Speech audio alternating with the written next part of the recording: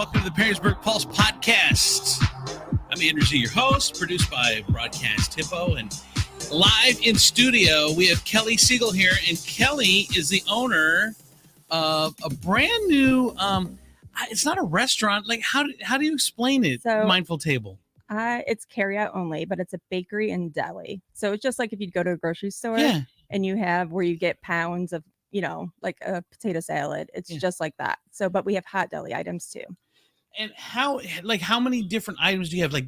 I've only been in a couple times, and I need to go in more because I need to get healthier. But first of all, tell me your mission, how you're different than everyone else. Your stuff's healthy. Yeah. So we actually are all vegan. So it means dairy free, egg free, meat product free, and gluten free.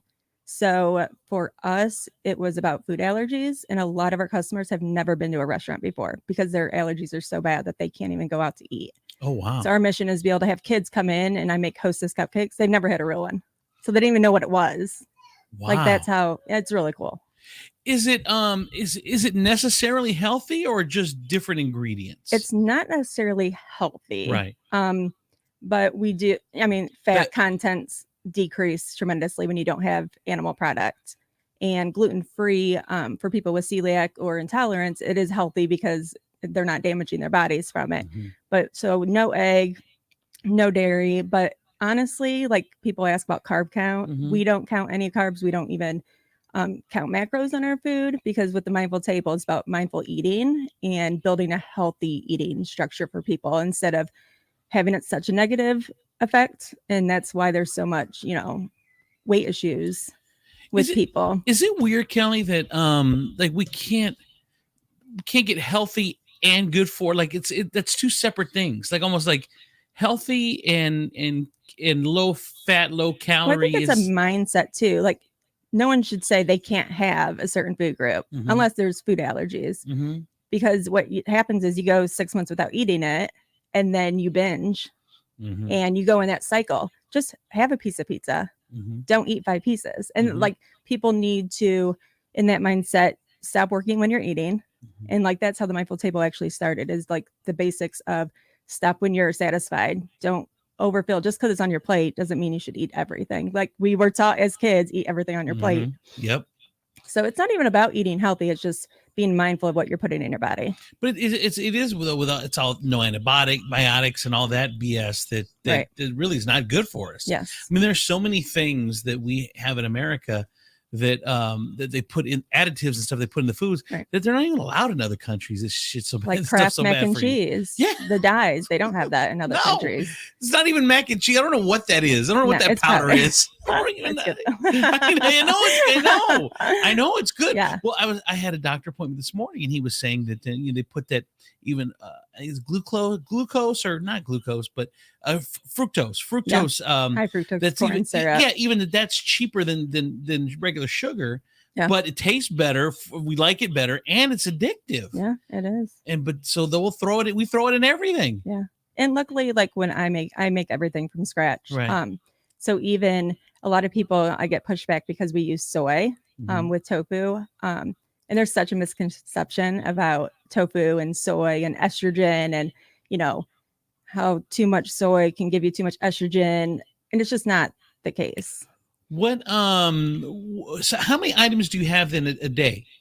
On average? So on average, we have probably 6 cold deli items, 3 hot deli, and 6 different cupcake flavors or desserts. Okay, so and it changes every week or even on the day. I was going to say. Yeah, so we have 0 waste, because once we run out, I make something different.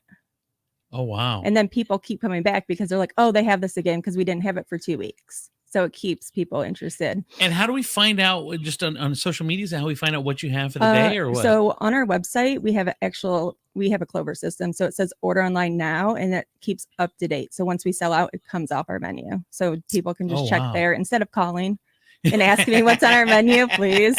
I will tell you to hang up and go look on our website. Okay, so you just opened. I mean, 5 months ago. I did this. I started this interview so poorly because I wasn't prepared enough. But okay, so you're at Levis Commons. Yes. and you've been doing it for 5 months. Before that, you were doing it out of like a commissary or a shared kitchen, correct? We had a commercial kitchen in downtown Perrysburg, where it was pickup only, and I wholesaled.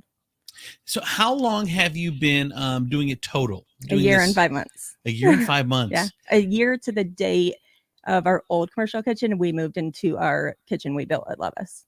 So in a year and 5 months, though, I mean, you got in stores. I mean, your stuff is just taken off. We got into 3 grocery stores, 5 different restaurants, your food truck. Yeah.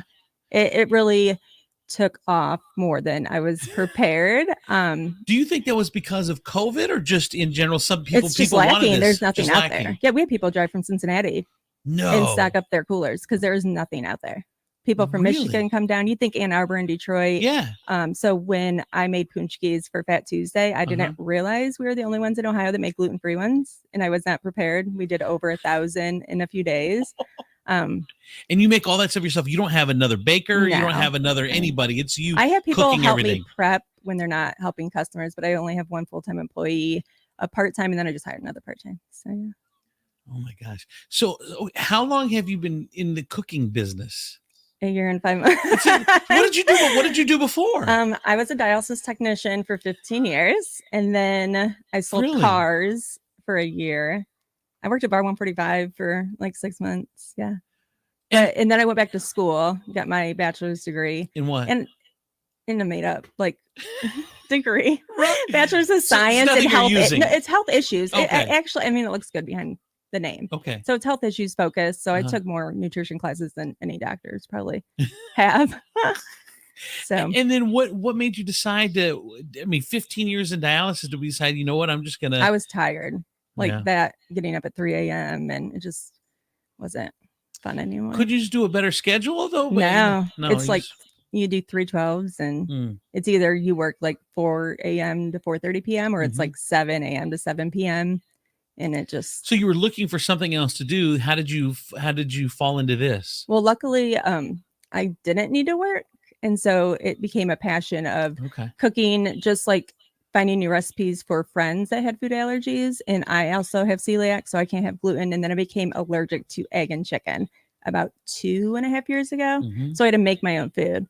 So then I ended up just loving it. And I actually started an Instagram page a year prior to opening our commercial kitchen, just sharing my different dishes and like getting a following first.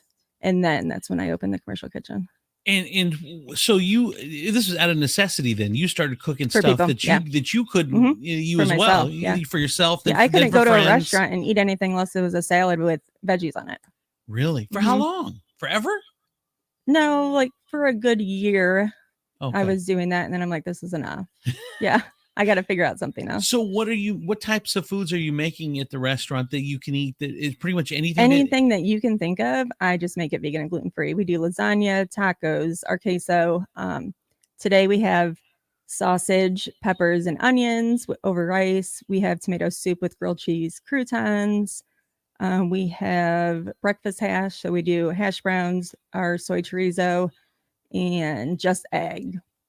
So it's just substituting out. And, I'm just like you. I'm not a chef. Right. I just love to cook and I love to eat. And it tastes good. I mean, really. It's awesome. Yeah. Yeah. And when my kids and my husband, because they don't eat that way. Actually, they don't. My youngest does because she just found out she's allergic to pretty much everything that I am. So luckily I can make her food. But yeah, they do not eat the same way. So if they think it's good, then I know I have a winner on that. So when you cook at home, do you have to make food for them and food for you separately, or they'll eat what you make? Yeah, and I still cook meat at home and all that. So yeah. Wow. And it's been successful, obviously. You said people are coming from all over. Yeah, we have people luckily at Levis Commons, it's like the perfect location. You have the Turnpike and you have 475, you have 75. And so people traveling through stop, like people going to New York or Traverse City, we're like a good stop for them. What are your best selling dishes? Right now, the donuts that I can't keep up with. So I made Long John donuts and it's been nonstop. Yeah. And are they as good as the regular ones? I mean, I personally think so. My husband was like, holy crap, because they're that good. Yeah. Wow. Yeah. So, and I just randomly came up with a recipe and tried it the morning someone ordered. And I'm like, hopefully this works. And I don't measure anything. I don't set No. timers. I don't, no. And you cook everything yourself? Yeah. You don't have anyone else helping you cook? You said you have maybe someone People helping like you prep help or whatever. cut up Cut veggies onions or and whatever. Yeah. stir the cake batter, Yeah. that kind of thing. But you have to oversee everything I have that's control made. issues. And I don't have my recipes written down. So honestly, it's Really? yeah, it's all in my head. So what are your best sellers? So the donuts are broccoli cheddar soup is huge. It tastes just like Panera's. And so that goes really quick. Chicken and waffles is another big one. I do Mexican pizzas. I mean, anything you can possibly think of. And everything, I do buffalo chicken dip. Instead of chicken, I use artichoke hearts. And so it has the same texture.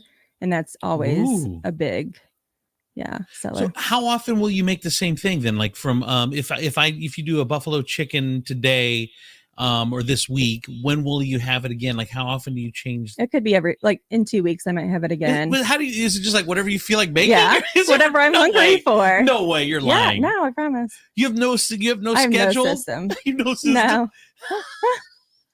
I look around in our kitchen and I'm like, what do I have? And I'm like, oh, let's do that today. That's nuts. Yeah. Well, how many different items do you say you have total? Do you have 20? Do you have 30? Do you have 40? 50? I mean, anytime, I haven't even dipped into what I can make at this point. And plus summer's coming, so it's going to be a little different. I won't have the hot soups like I have been over the winter, and I do barbecue ribs. I do all of it. Well, what's your long-term goal then? I mean, it just to build the Levis spot, or do you want to be a chain, or what? I would love to add another location in Toledo, Sylvania area, but honestly, I would love in 5 years to be sold and sell my business with all my recipes, everything. Yeah. Wow. Okay, so you people come in. How much is it? Is it expensive? Like, do they buy it by the pound? Like you said, it's like a deli counter. Do they buy it by the pound? So it's already prepackaged, like our cold deli is. So we have 4, 8, 12, or 16 ounces. Okay. And it's the most it depends on the ounces, but 4 ounces $4. But then the 16 ounce for the pound is $15. So everything costs the same in the cold deli. I do not price anything different. So I don't make as much on some things, right? But it's I'm not dealing with pricing out every single thing. Yeah. So it's easier for everybody that way. So basically an ounce, kind of an ounce, a dollar an ounce, kind of for the cold stuff. Yeah. And then, what if I want to get for a whole family? Can I do that, or is it more individual? Well, I have people call or email or message on social media asking for 8 pounds of our buffalo chicken dip for a party, and it's different pricing depending on how much they want. But is it made for an individual to go in for lunch, or one or two people? I mean, is it designed for families? I have tons of families that come in and get their whole meals for lunch or dinner. Saturdays is a huge day.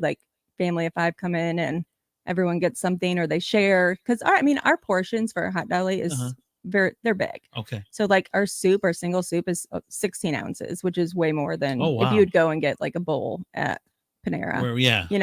And it's, compared to those prices, we're not, expensive compared to some. Yeah. Right. And our baked goods, $4 for a cupcake. Nothing crazy. But everyone knows that they're going to pay more for this type of food because it's a lot more the ingredients expensive. Are more expensive. Yeah. The work is, you have to put more work into it. Yeah. And so we don't have cross-contamination because we're completely gluten-free. So it's a safe place for people not to have to worry about them getting sick after they eat. And just the peace of mind is something huge that our customers come in and thank us that they don't have to worry about. Yeah.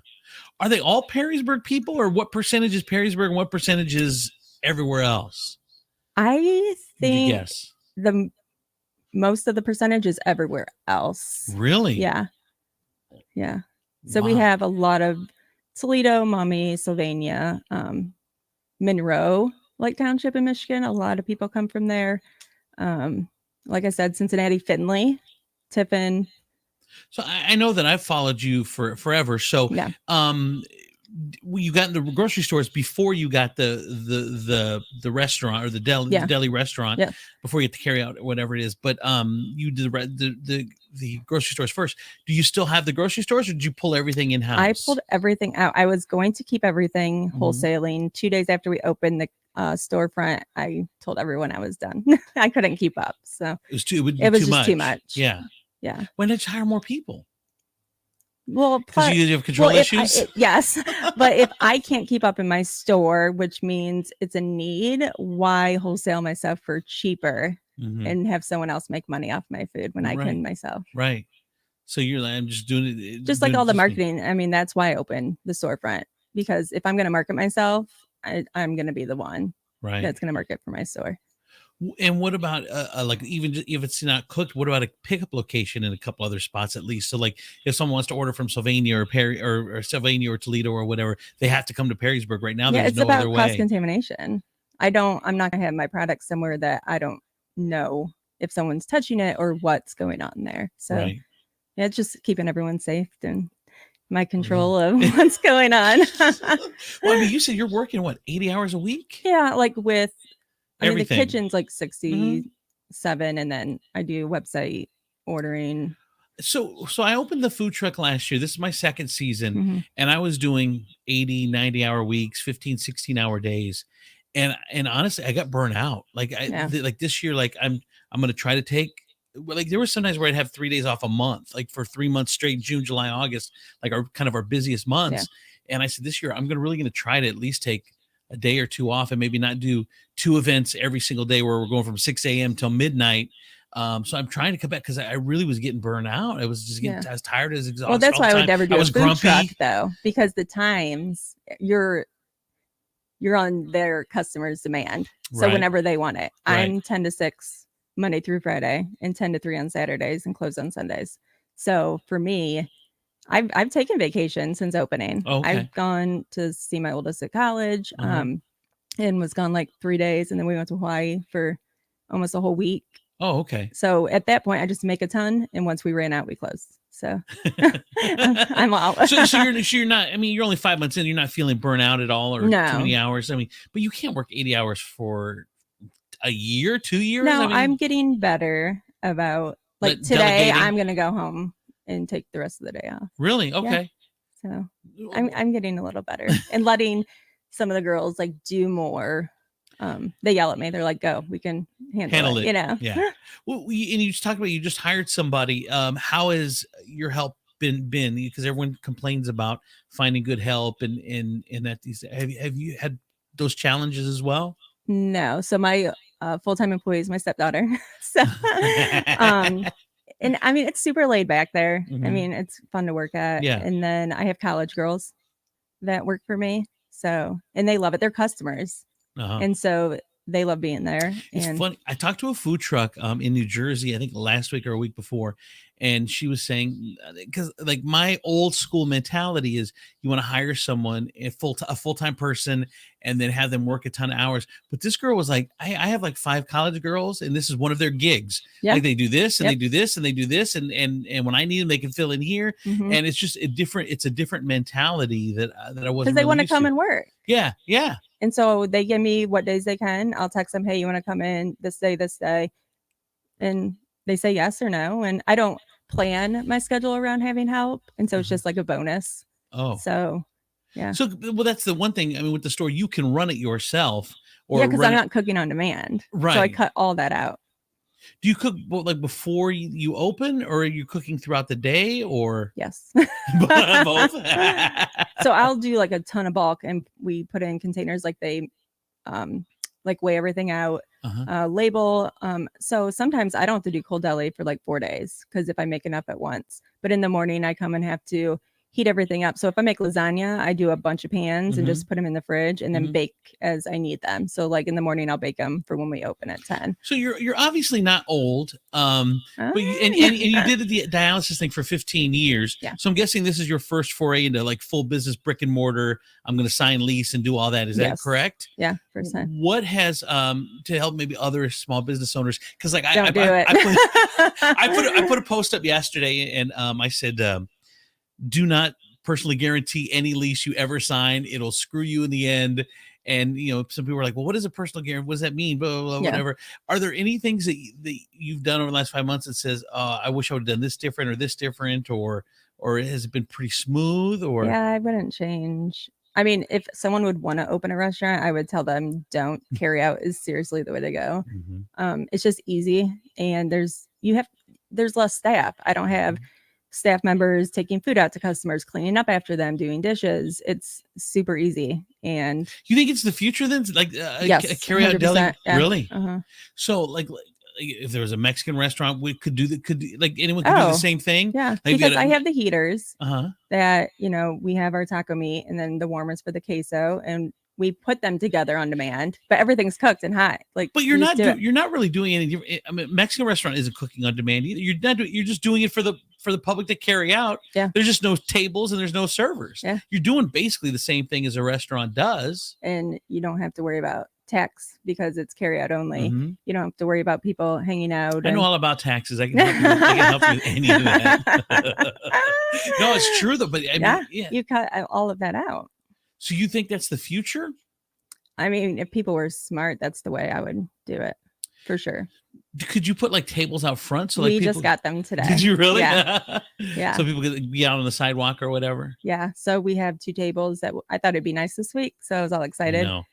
But yeah, well, there's 2 tables, 4 chairs each for our customers to take their food, go out there, and they can throw their stuff away. I'm not delivering food out there to them. I'm not cleaning up after them. Right. Yeah. You want to stay with your model. Yeah, that's it. And plus, we don't have tables and chairs inside, so we can have dogs come in.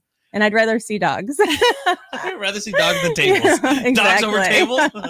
So what are you looking to expand into, or are you happy with everything? Is like, do you do drinks? Would you want to do drinks? We have a cooler full of different drinks. So like the Poppy, like it's like a probiotic soda. That's like the big thing now. And we have Neuroflex mocktail juices, the cold pressed juices that we only have at our location. They don't sell them anywhere else. And like boxed water, just different like cool drinks that and recess one. I don't know if you've ever heard of recess drinks. So they're kind of mood stabilizing drinks. They have like magnesium and CBD. We're the only place that I know carry them in the area. So that's always like people come in for that. So did you research to find like different drinks, or how did they come Instagram, to you? Instagram. I just like kind of looked and to see what was out there and pricing. Like some of the companies are way more expensive, even wholesale than others. So look, drinks are expensive. It's ridiculous. I was like, what? And it's so cheap for them to make, really. But I mean, they if you want to get anything other than Coke or the typical trash, it's expensive really quick. Are cheap, of course, but that's not something I'm not messing with. No. You want to kind of fit with the brand, which are different, kind of healthier, something different, and that you can't find everywhere else. Wow. Yeah. And what would you like to expand into? Or are you happy with everything the way it is? Yeah, I'm good with what we have. If we go to Toledo or Sylvania, it would not be a kitchen. It would only be, I'd still make everything at this location. And then just then we would distribution points. Put all of them in the containers like we do there and take it over there. And it'd be the same setup like in the front of our building, like in the front of our store. Yeah. But that's it. It just is less cost. You don't have to worry about any vent and hood systems that I will never do again. I know. There's a lot of work. People don't realize. Restaurant is probably the hardest thing to open. Because really a storefront, you can put up some tables or put up some shelves or do whatever, and you're ready to go. But when it comes to a restaurant, you're just on a completely different level with the. Yeah, we had to drill into the concrete floors for plumbing and do all new gas, and we had to do a drop ceiling because it was just empty. There was nothing there. There's so much that's involved. So what one piece of advice would you give to somebody that was other than a restaurant person don't what's one piece of advice you'd give somebody if they were opening a business? Start way before you're actually really going to open a business. So like go on social media and get followers, like get attention before you try to go and launch a restaurant. Because I can't imagine now creating all my recipes on top of doing what I'm doing. So that's a huge thing. So social media is a big part of your business. Yeah, I don't pay for any marketing. Really? The only thing I've ever done is Happy Cow, and it's a vegan app. And it like shows you go on and it's like share your location. It shows you all the different places that have vegan options. Yeah. And that's been huge. We do a thing called Street Finder for food trucks. It's all the food trucks are there, and then you can order on there or whatever. And that's so Instagram, Facebook is really all we do. So that's it, but that's not a side part. Like for a lot of people, a lot of old school business owners, the social media stuff is a sidebar. That's like a main part. That's a main part of your what you do. Yeah, that's the only place that and we do it. cooking, but that and cooking are like two. It's almost as important as that, right? It's huge. Important, like having the right pictures. And I mean, I'm not into like when to post like on social media and what days and what like the peak times. I'm never worried about that. I'm just consistent on what I post and making food look and what food's in the store right now? Go on the website. No, I'm kidding. What do you make? Do your days, when you work that many hours, do your days run together? Like you don't even know what day it is. I know. Same here. Like I'm always looking at my phone. There's people like, where were you yesterday? I'm like, I don't even know. Like, I don't even know where. Like, if we do 2 events, I'll not know where the first event was, or I was just a few hours earlier. Like, I don't even remember our pricing for. So, like, if someone calls, they're like, "How much is this?" I'm like, "I don't know. I'll have to go on the website and look." What you could do, So right now we have buffalo chicken dip, deviled potatoes. I made a sun-dried tomato basil cheese ball with balsamic reduction. That's so good. And then what else do I have? Macaroni salad. I have the tomato soup with grilled cheese croutons, the sausage and peppers, and the breakfast hash. And I love it too that you're not there's no theme to it. Like you're just gonna keep a Mexican thing with an Italian thing with there's not whatever. I mean, I hate going in somewhere and eating the same thing over and over. So why would I don't want to eat that way. So why would I make anyone else, do that? Right. But then on the other side, what if it's their favorite thing? Then they have to wait. Have to wait. Check, like, people come in and like, oh, you don't have that. I'm like, was it on our menu? Did you go to the website? Yeah, but it does. Line. It gets people coming back because they're waiting for it to come back again. What is the website?